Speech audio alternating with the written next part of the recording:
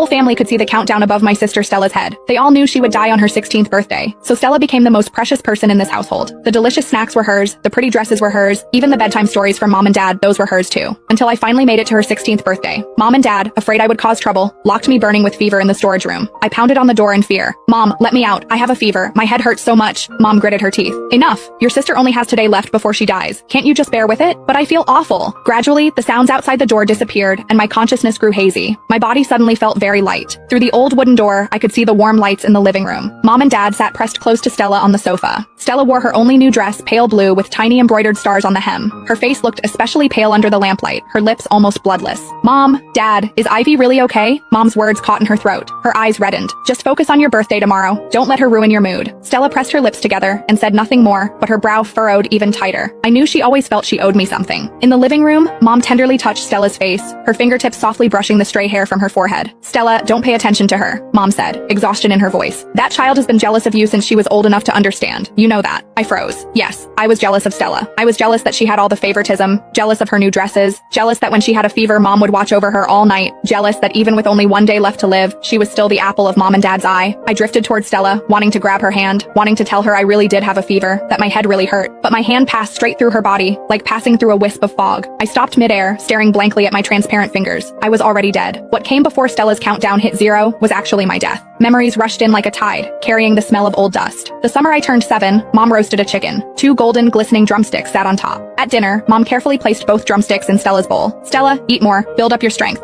I looked at the few green vegetables in my own bowl. Tears suddenly fell. Why does Stella get both drumsticks? I want to eat them too. I want chicken drumsticks too. Dad's chopsticks slammed heavily on the table. Ivy, how can you be so inconsiderate? He stood up, his face dark with anger. Don't you know Stella's health is poor? Don't you know that Stella? He couldn't continue. I didn't know. I only knew that Stella's complexion was always very pale, that she sometimes coughed, that Mom and Dad always looked at her with that sad expression, but I didn't know what that meant. Why does everything belong to Stella? I cried out, jumping down from my chair and pointing at Stella sitting across from me. Why don't you just die? Give my things back to me. Stella's tears instantly fell, big drops splashing into her bowl. She opened her mouth but couldn't make a sound. Mom shot up and slapped me across the face. That was the first time I'd been hit so hard. Stella lunged forward to protect me, but Mom held her back tightly. Let her learn her lesson. Let her know what she can and can't say. The next day, I overheard Mom and Dad talking in the kitchen. 9 more years left. Mom's voice was crying. I know. Dad's voice was hoarse. 9 years, just 9 years. That's when I learned that Stella really would die. That the numbers above her head that no one else could see were her life countdown. In the living room, Mom and Dad, eyes red, carefully sent Stella back to her room. I watched, my heart suddenly aching. Should we let Ivy out? Dad's voice was soft. Mom was silent for a long time. Let her endure it a bit longer. Mom finally spoke, her voice so exhausted it seemed to take all her strength. At least, let Stella spend this birthday peacefully. Just this one day, the last day. I saw Mom raise her hand to wipe her eyes. Ivy will understand.